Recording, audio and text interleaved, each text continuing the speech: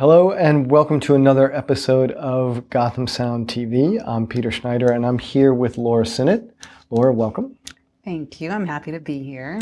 I am super happy that you're here. Laura is an audiologist and also a 10-year veteran sound mixer. So I think that that's a pretty unique perspective that you bring. So I guess let's just start by tell me about your experience as a sound mixer and what is an audiologist and how your experience informs that. Sure. So I was a location sound mixer, mostly in the independent New York City film scene. Lots of run and gun, guerrilla style type of work in my mid-20s, so I could physically handle it at that time. Mm-hmm. I also still do post-production for film and television. And really what happened is, like a lot of New Yorkers, I just started getting burned out. I was running a studio in the Lower East Side, doing location sound, worked for a company, Pro Sound Effects, working at NYU. So I was just a workaholic. So I did a little career soul searching, and long story short, I figured out that audiology was just the dream job for me because it's an excuse to really go really in depth to the auditory system. So learning about psychoacoustics and auditory neurophysiology, but then also it's still super gear related because traditionally audiologists are working with hearing aids. So with hearing aids, you're essentially mixing an individual's life. So you program the hearing aid, you find the right one for that individual, and it just sounded really fascinating. And if I wanted to leave New York, I'd be able to do that. I felt pretty kind of... You weren't tied to a production center necessarily. Yeah. I mean, I could go live in Iowa if I wanted to. Yeah. Not that I want to, but... Yeah. So I ended up going back to school in my mid-30s, got my doctorate, and while I was in audiology school, I had no idea, but I discovered a company called Sensaphonics. They are the only dedicated musicians hearing clinic in the world. They're very small, but they've been around for 30 years. Well, because now I work there. And also we're unique because we're a manufacturer. So we make custom in-ear monitors for musicians and custom hearing protection. And so that seems like it blends all of your experiences together. Yeah, perfectly. I mean, it was just uncanny that that company even existed. And you brought some sample Sensaphonics products with you? I did, yeah, and we can talk about them later. I think once we get into gear, which we all love talking about. Yeah. But yeah, I would love to talk about some of the gear later. Sure. So I guess what does an audiologist do for location sound mixers? So for location sound mixers, one of the most important things that we would do is hearing evaluations. And a lot of people have had their hearing tested. We don't like the word test because it's not pass or fail, but it's about measuring your hearing thresholds. And it's one way to know if there's been any injury because of loud sound exposure. And if there has been, are there consequences that we need to think about? Do we need to compensate while we're mixing? And if there hasn't been any injury yet, how do we make sure that doesn't happen? So in the kind of like at a basic level, it's very similar to why a musician would come in or why a live sound engineer would come in. It's just we want to know how healthy are our ears right now. Does it establish a kind of baseline? Yeah, you'd get a baseline threshold test, and thresholds are the softest sounds you can hear. And it's not the end-all be-all, but it's one of the best ways to know if there has been injury because specifically of loud sound exposure. And how does that happen to a location sound person? 12 to 15 hours a day of turning your volume up because you need to hear your microphone pickup patterns or clothing rustle or boom handling noise. I mean, I think location sound mixers arguably probably have to listen the most critically out of any, maybe again, arguably, out of any recordist or engineer, because you're listening to these tiny nuanced things. And sometimes you've got, a shotgun in one ear and a lav in the other ear. So you're also having to isolate your hemispheres of your brains. And when we can't hear those nuances, we turn the volume up. And a lot of times we're using headphones, and headphones really don't offer very much isolation. And so tell me about the relationship between headphone isolation and compensating with volume. So if you're not if you're not getting good isolation, and think about isolation like you're wearing your muffs when you go to a shooting range, right? Mm-hmm. You've got an ear plug over your ear. And if you have good isolation, you don't have competing sound in your ambient environment to mix in with whatever's coming through your headphones, what you're monitoring. So if we're at a sound stage, it's probably not a big deal. I never worked in Hollywood, and I never worked on a sound stage. Yeah. Not all sound stages are cracked up anyways, but yeah. Or if we're in a studio, wearing 7506s is perfectly fine.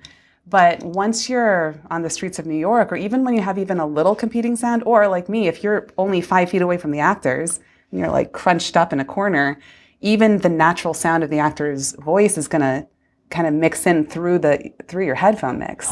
So it's really difficult to know what you're truly capturing. Yeah, I mean, for me, the classic example in New York was always mixing a quiet restaurant scene from the street outside. Oh, yeah.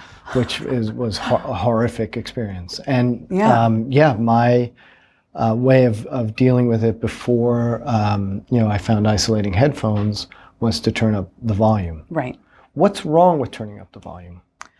Well, when we talk about ear injury, and we say injury because we don't like the word damage, because that indicates, I don't know, you've like gotten into a car accident or something and your car is damaged. But when we are exposing ourselves to loud sound and we're hurting our own body, that's an injury. So the problem with it is it's not just about how loud sound is or how intense the sound level is, because we're not at a concert where it might be 105 dBA. But it's also about duration. So even if our mix isn't that high or that intense, we're listening to it all day. So once you've got long duration and pretty loud sound, because you're having to compensate for not having isolation, that amount of loud sound starts causing basically poisonous effects in our ear. So what starts to happen is your ear starts producing free radicals when there's been so much loud sound. And it kind of goes under duress, and free radicals happen, and it starts temporarily or eventually permanently just killing our sensory cells deep in our inner ear.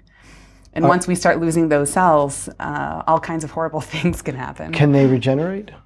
No. So our auditory system is probably the most evolved system in the human body, in most animals' bodies. So the cells that we have in our inner ear are the ones that we had in the womb. And once they're gone, they are gone. Wow. And people have been trying for decades to regenerate. And they're always saying, 20 or 30 years will be there. But they've been saying that for 50 years.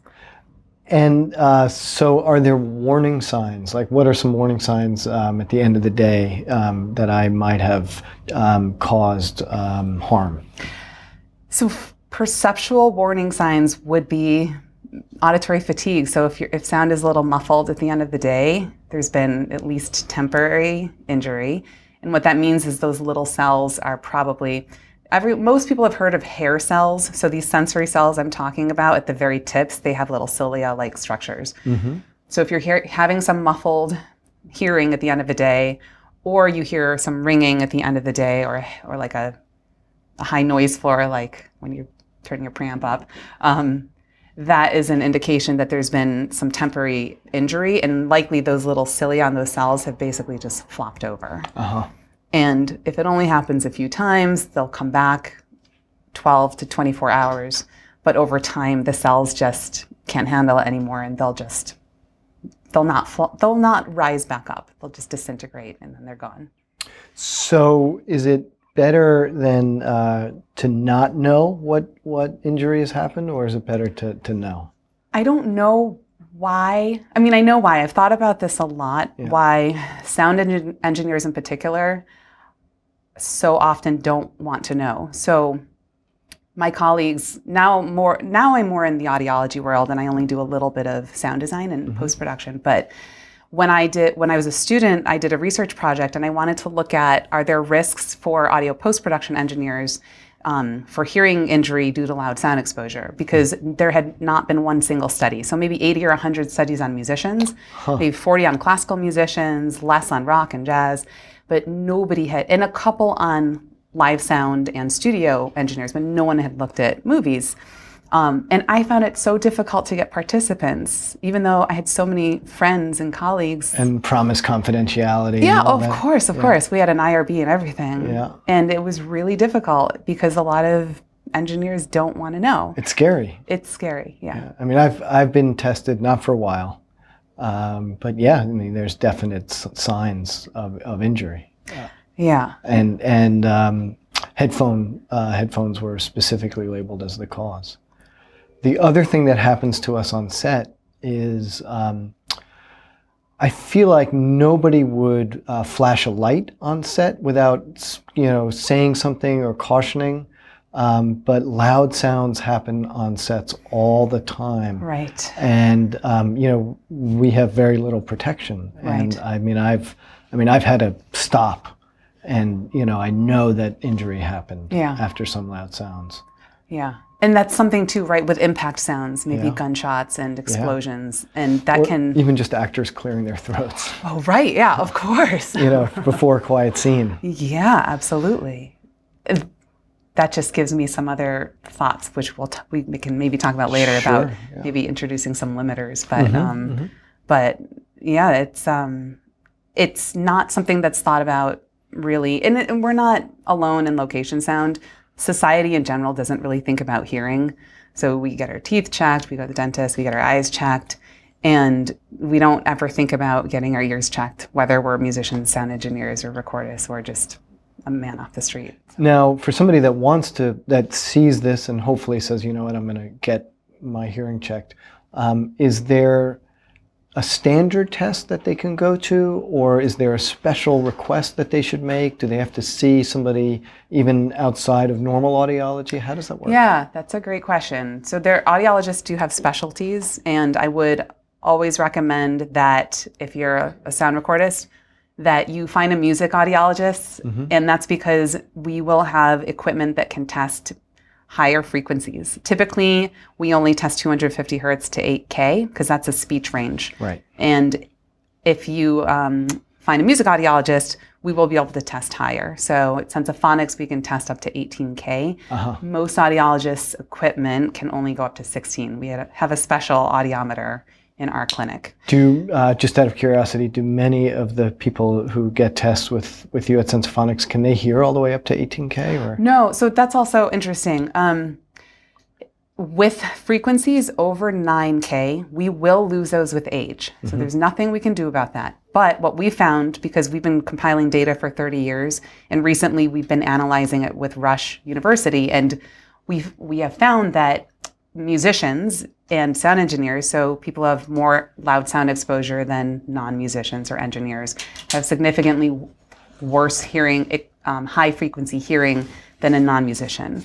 So even though we will all start to lose our high frequency hearing with age, the goal is to not lose it at a faster rate than normal. Got it.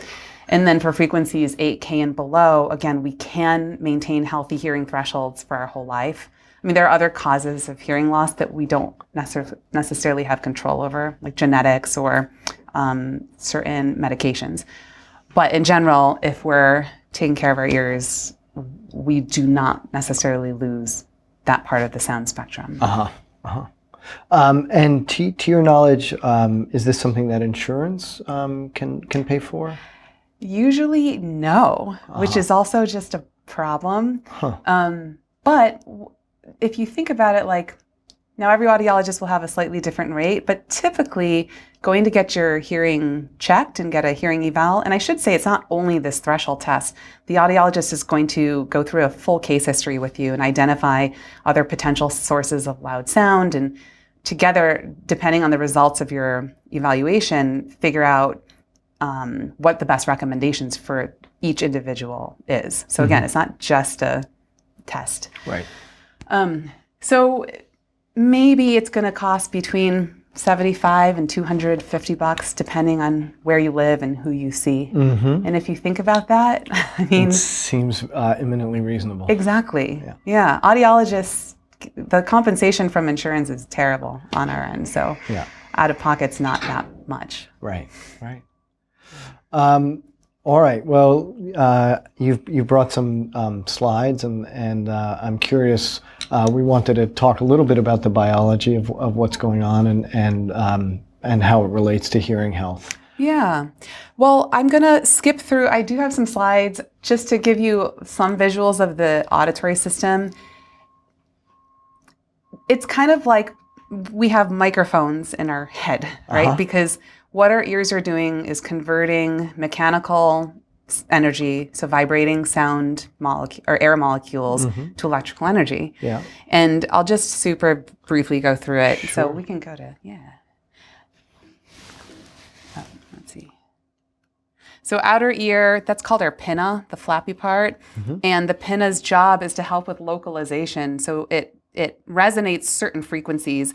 We could spend a lot of time talking about the graph on the right. We won't, but that just basically gives you an idea that the outer ear in general has a really high resonance around 3K. That's what that top notch is there. And that's one of the reasons why we believe we lose our hearing at 3 and 4K first, because we're essentially amplifying it by up to 18 dB. And is that because evolutionary we needed to hear speech or Yes. danger or? Yes, Peter. Oh, right. That's the idea. Right. Those are the most important frequencies for speech. Yeah, to at least distinguish between vowels, because we have kind of like timbre and instruments. In order to distinguish between vowels, you need to hear up to about 3 and 4K. I'm super fascinated by this stuff. I hope people don't mind that we take a little bit of a deep dive into it. But Yeah. But nothing that we can compensate for. This is just what most people's hearing. Yes, the average ear canal, and I should say the average adult male ear canal. And even if you're wearing headphones or like supra-aural headphones, you're still going to get a strong ear canal resonance. And that's this red line here. And super-aural means? Oh, that means it's on the ear as opposed to around the ear. Like our 7506s are on the ear. So you're not going to, with those headphones, you're not going to get the effects of like the top of your ear, which is the helix, or the concha, which is the bowl part of your ear. Got it. But we'll still have the resonance of our ear canal. Okay. It's just kind of cool to know that, right? Yeah. And it's also important because once you stick an earplug in your ear or an in-ear monitor, you're taking away that resonance. And this is more of a conversation for why engineers and musicians need special earplugs. Maybe we can get more into that later. Sure, I think we should, yeah. So our middle ear is really cool. It's air-filled. The middle ear, and the outer ear is also the ear canal and the eardrum, or also called the tympanic membrane, which is really cool name. So then the middle ear is filled with air, and I showed the picture on the right because it's one of the few diagrams that show the muscles of the middle ear. So the smallest bones in our body and the smallest muscles in our body are in the middle ear. The muscles will contract when there's loud sound and actually attenuate some of the low frequencies. The idea is that we develop that for when we are talking, because vowel sounds have a lot more energy than consonants. So when we talk, our muscles contract and basically dampens a little bit the vowel sounds.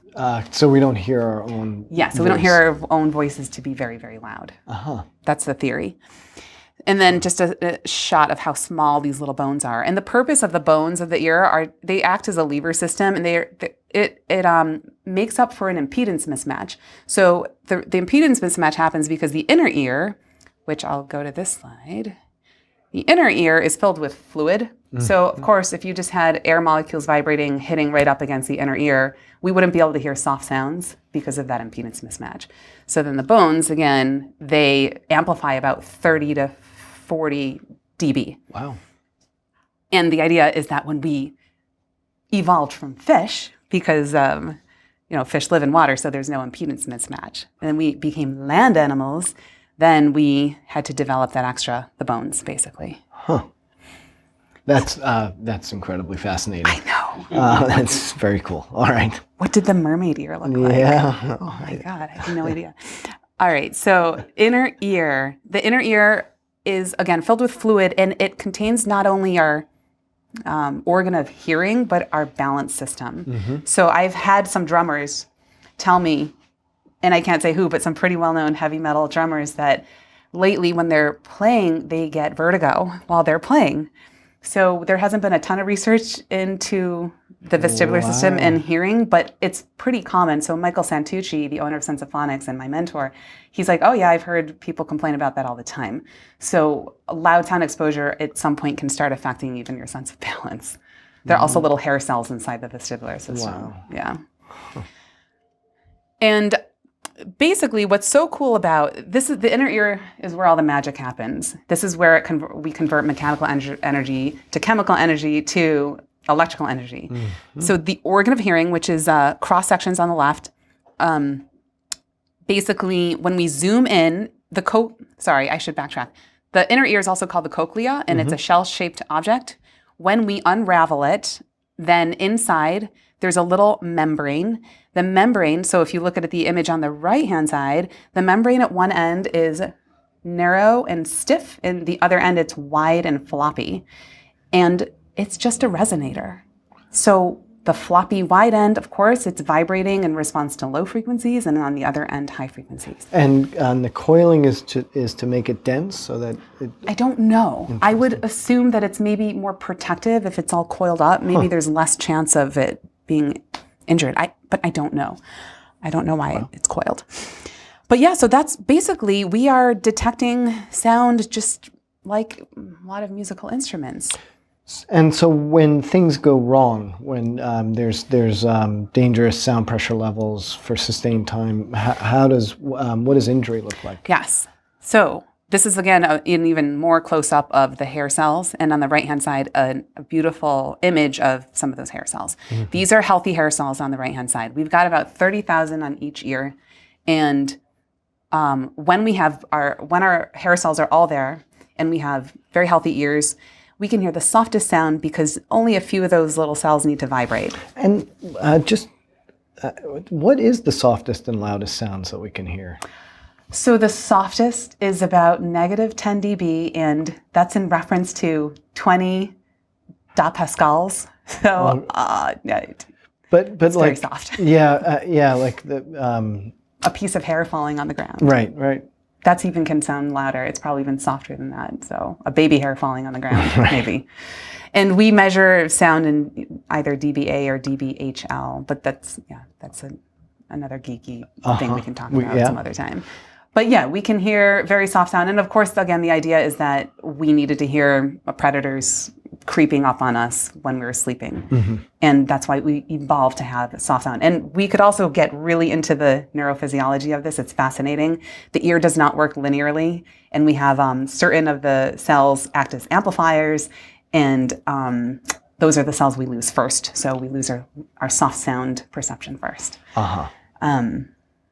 We didn't evolve to be able to handle loud sound. If you think about it in nature, what's the loudest sound? An elephant trumpeting, maybe. Right, yeah, sure. So loud sounds are a modern invention. Exactly, yeah. But it's loud sounds that cause the damage to the ability to perceive soft sounds. Yes. Well, both, but so one more piece of the pie is that after the inner ear, which what happens is when these little cells vibrate, they release neurotransmitter. The neurotransmitter causes an action potential to happen with the connected auditory nerve or neuron. So this shot, the green items are neurons. The red are the inner ear sensory hair cells. So that's basically a synapse. And then, so the auditory neuron then fires an action potential or a voltage. So that's how the chain happens. So this is after loud sound exposure. And on the left, that's going to be maybe something where some of the cells are gone. You could see others are wilted, and they'll likely come back the next day. And then on the right-hand side, that's maybe 3K. I thought wilted. You were saying wilted as like a kind of metaphor. Oh no! It's actually wilted. Yeah. Yeah. It's pretty sad. Yeah. So once we start losing big patches of cells, like on the photo on the right, that's when we're going to probably need to do some compensation if we're a musician or a sound engineer. But when we just have a little bit of mild injury, we don't necessarily need to do anything about it. But even the irony of this is, let's say we're in a serious overtime. I'm turning up the volume because I can no longer hear the soft sounds. Yes. And now I'm causing even more extensive damage. Yeah. Yes. Right. I see the danger. We will get to what we can do about it. Yeah. So there's something else I want to mention. This is all pretty geeky, so hopefully I have some people who are into this. Yeah. This is more recent research in the past 5 or 10 years. But the other thing that happens, we discovered, is that the synapses between the sensory cells and the auditory neurons can die. And typically the consequence of that is that it becomes more difficult to understand a signal and noise. Mm-hmm. And the synapses that go first are the ones that are responsible for loud sound. Huh. Yeah, and we don't have ways of really diagnosing this. The studies that have been done in mice, but we're starting to call it hidden hearing loss because we don't know how to diagnose it. Uh-huh. But when people start saying, "Oh, I can't hear anything in a loud restaurant," right. likely there's been some synapse damage. The technical term is cochlear synaptopathy. But so this shows just a mouse ear before loud sound exposure. So lots of red dots on the top, and then on the bottom there are a lot less red dots. So that means the synapses have gone away. And so what are some strategies that we can offer people? Yeah, I mean, obviously, find out what your base is, get yourself, figure out where your hearing deficits are. Right. Yeah. So seeing an audiologist is one of the best things you can do. And just like you might have a therapist, right? Find someone, develop a relationship with them that you can maintain. And they're going to help educate you. Every single person is different and your needs are going to be different and your hearing is going to be different. And then in general, you just need to know how loud is too loud and how long is too long. So, and I know that I'm saying loud, I should be saying sound intensity, but you get the point. Yeah. And like I said before, injury happens when we're exposed in a long duration as well. So, So what we traditionally do in hearing conservation is we use these guidelines given to us by OSHA and NIOSH. NIOSH is the National Institute of Occupational Safety and Health. OSHA is the Occupational Safety and Health Association. Yeah. And their guidelines are okay. They're not great, but they're the best that we have. And in general, NIOSH will tell us that if we're listening to 85 dB, A-weighted, we've got about 8 hours of safe listening time. And if we're listening to 85 for more than 8 hours, 92% of people will suffer significant hearing loss. And we use those guidelines to help us to know when it's too loud and for how long. I can't think of a way to perception I can draw on. What is 85 dB sound pressure level? Yeah. How loud is that? What does that correspond to? Well, in natural sound, it'd be someone shouting, probably. Maybe like if I were to shout from here over to you. The other day, I was at a small club listening to a jazz trumpeter, and the bell was pointed maybe 20 degrees away from me, and I was measuring that at peaking at 110.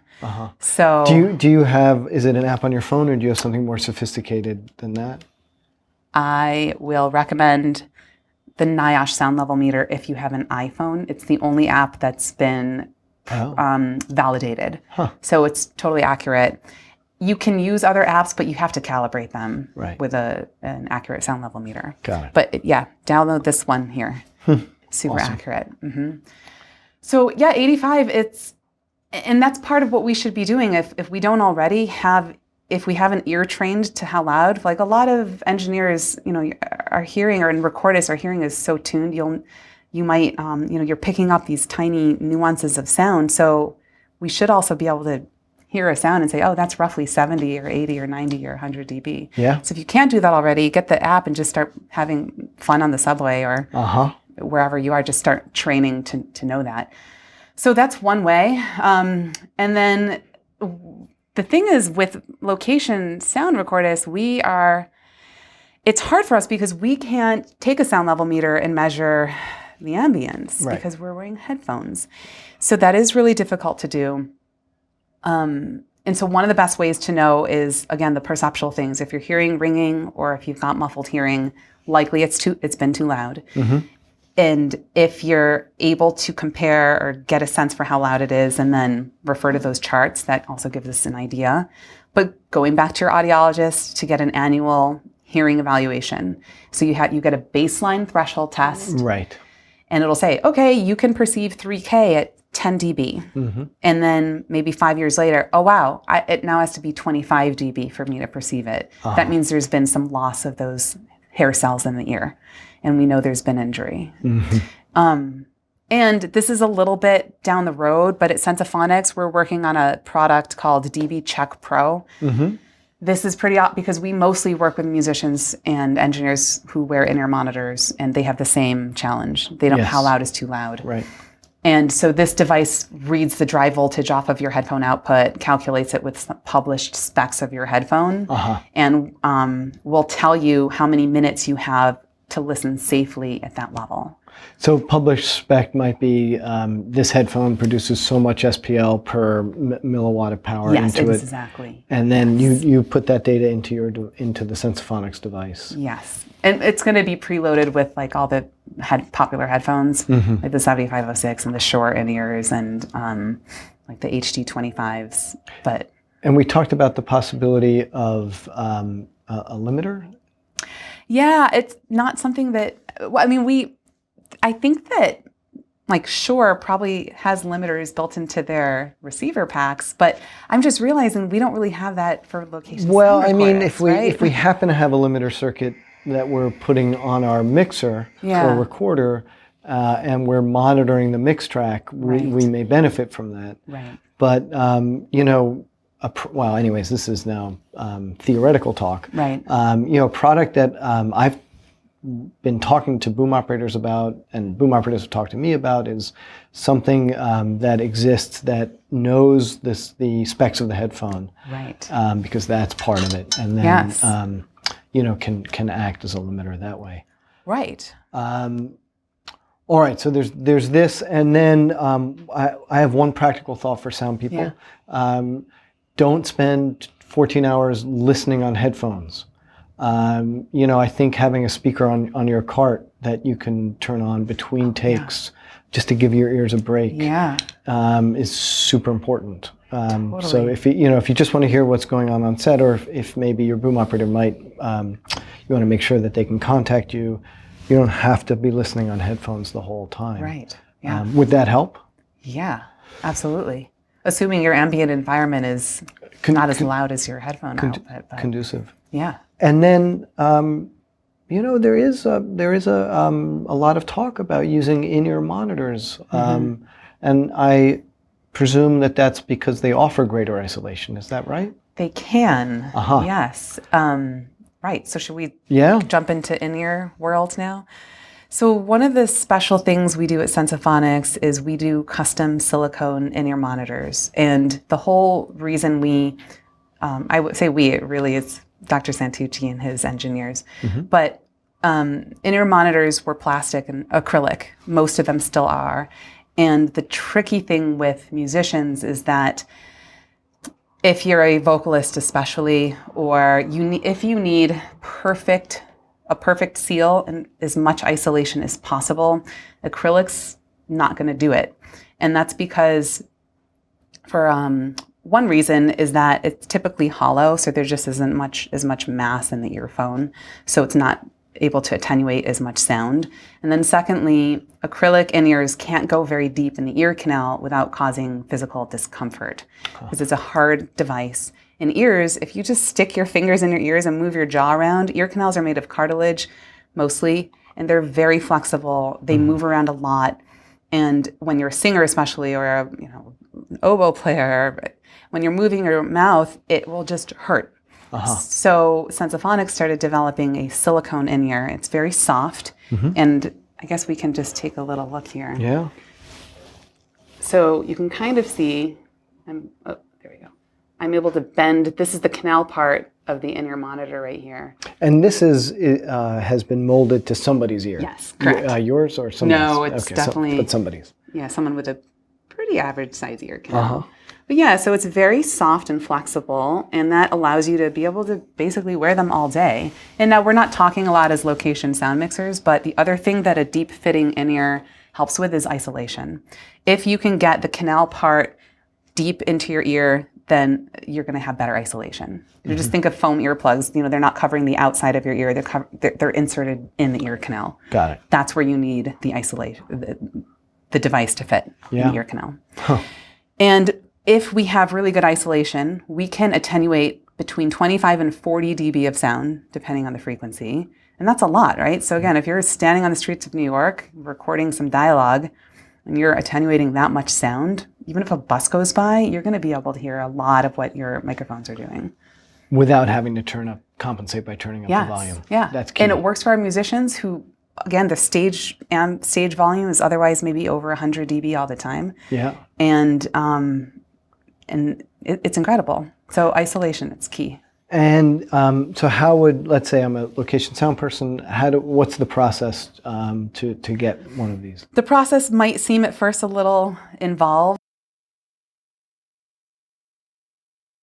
You would need to visit an audiologist because they will need to take your ear impressions. And ear impressions, I'm just actually going to grab them. Just take 2 seconds. An ear impression's kind of like getting an impression of your teeth. It looks like bubble gum. I know, it does. So this is just what it might look like. Again, that's a pretty tall ear canal, if I may say. And see how deep.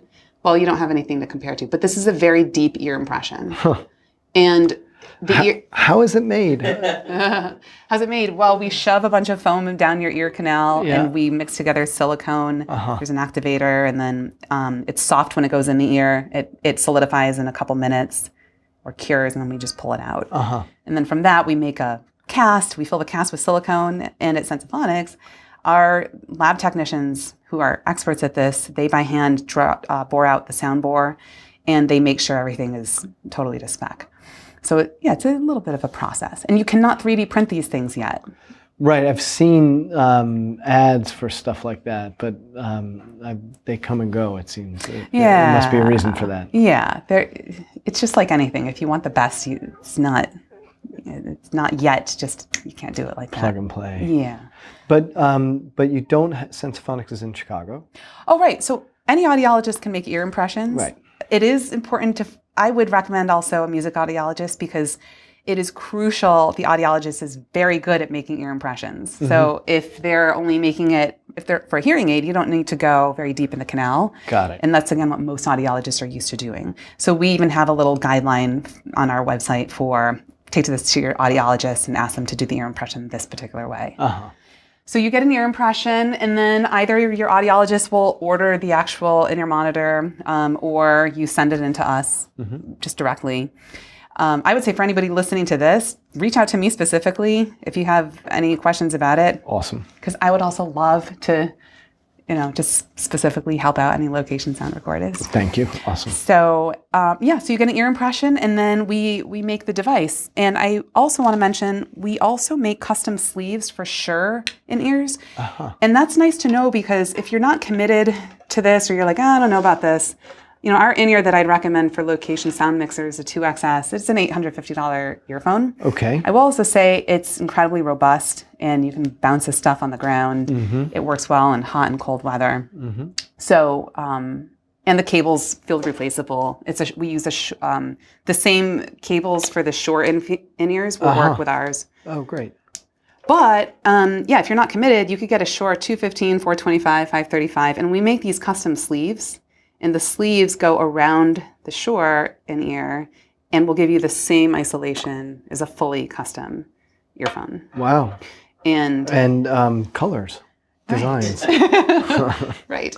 Oh, and let me point out too, check this out. Can you see, I'm not sure if you can in here, how different these ear canals are? Look at the one that's purple and lime green and red, how much smaller it is than this one here. And this is why you really need to go custom. Because everyone's ear canals are super different. And if you don't have something fitting your ear canal, it's not going to stay in your ear, and you're going to be fiddling with it all day. That's wild. Laura, you also mentioned in our chat before walkie-talkie earpieces as well. People can get, so any production personnel, or they can get custom fitted for communications. And again, that's nice because if a lot of people, I do see a lot of production personnel, whether they're working backstage at concerts or a broadcast, and they've got a little notch in the ear that they wear their earpiece in, because again, they have to turn it up so that they can hear it. So if you get a custom piece, you're going to get that good isolation and you'll be able to turn it down. That's huge. Yeah. And also just you won't have to fiddle with it because it's not going to fall out of your ear. You can headbang with sweat dripping down your head and these things will not fall out of your ear. Awesome. That's awesome. All right. Well, this is great. I wonder if anybody has any questions or any... No questions, but lots of thanks and very informative. Cool. And you mentioned that people should reach out directly to you. Yes. We'll certainly add your contact information here. It is now. And would you mind answering people's questions as they get them? I would love to. Future, we'll send you a link to the comments. I will say that even though I have a background in music, I'm a sound engineer and at heart a recordist, and I love audiology, but my mission, because nobody's looking out for sound engineers and recordists, and especially location sound recordists and film sound engineers. So those are kind of my two groups of people that I feel like I'm here to make you all understand, or just to even be aware of how important it is to care about your ears. So. It's literally our tools for our livelihood. Yeah. So anyone who comes into Sensaphonics who's a location sound mixer, I'm like, yes, cool, because I've only seen maybe 4 or 5. So, So please reach out to me. I'd be happy to talk.